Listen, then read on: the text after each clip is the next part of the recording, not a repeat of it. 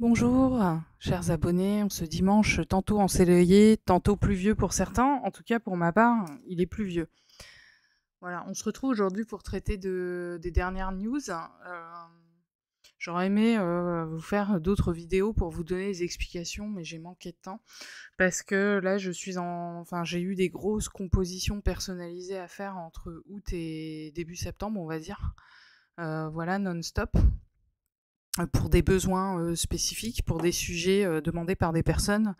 Voilà. Et puis d'autre part, j'ai décidé enfin de me lancer dans la migration du site internet parce que certaines personnes éprouvaient certains inconforts en fait dans la navigation. Par exemple, on ne pouvait pas utiliser à bon escient le moteur de recherche. On était obligé de prendre les pilotages sonores un par un, par exemple. Le seul truc, c'est qu'à l'époque où j'ai commencé à le faire, le site, c'était il y a un an à peu près, ou un peu plus, j'avais deux, trois sujets à vous proposer. Et maintenant, il y en a au moins 170.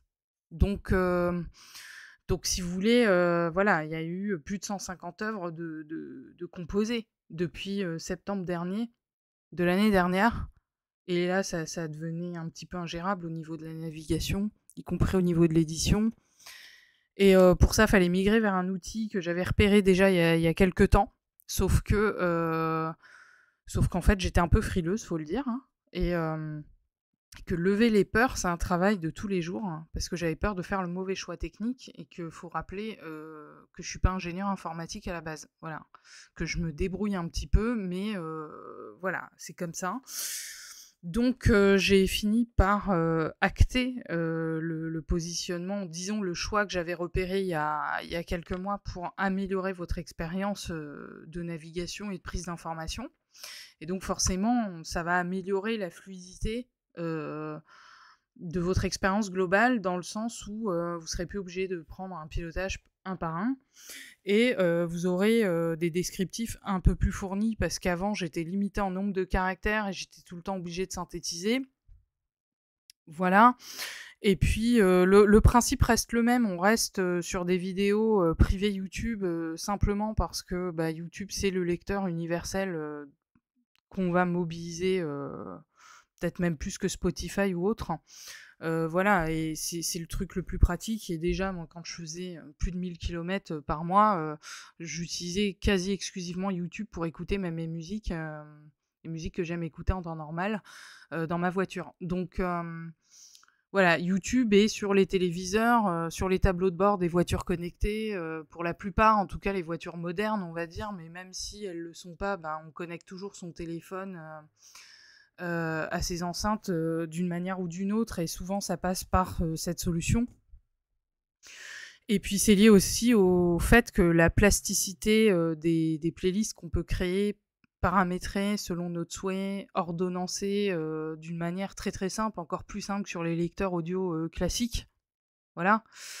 Et en plus d'être présent, je vous dis, sur énormément de devices, y compris des consoles de jeux, les téléphones, les smartphones, les tablettes, etc. On a une forme de polyvalence qui fait que c'est facile à dégainer très rapidement et que bah, finalement ça convient à peu près tout le monde. Voilà, même si je sais très bien qu'il existe d'autres dispositifs. Voilà, j'ai une personne notamment qui utilise un boîtier qui s'appelle Ocean's Wave, qui avait mis dessus on peut mettre des musiques dessus. C'est un boîtier quantique aussi qui n'est pas le PRK1U, ne pas confondre, mais qui est inventé par un créateur français et qui permet de mettre des musiques justement, mais ça peut être du Mozart, ça peut être tout ce que vous voulez.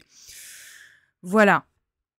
Donc YouTube reste en tout cas pour ma part, la solution, la technique la plus simple et la plus répandue qui correspond à peu près 80% des usages. Voilà, parce que bon, charger des fichiers bah déjà, je le recommande pas, MP3, parce qu'il y a une dégradation du son telle que la pureté du son est importante, là, parce qu'on travaille quand même sur une précision mathématique assez importante.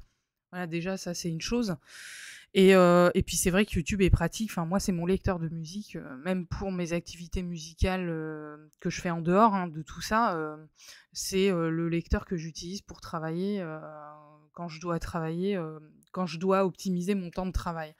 Voilà, je me fais des playlists directement dessus. Quand ça passe par d'autres moyens, c'est vraiment pas pratique. Faut mettre ça sur une mémoire, ça surcharge, la mémoire du téléphone. Enfin, c'est plein de complications en plus, alors que voilà, le compte YouTube, une fois qu'il est connecté avec, votre adresse mail,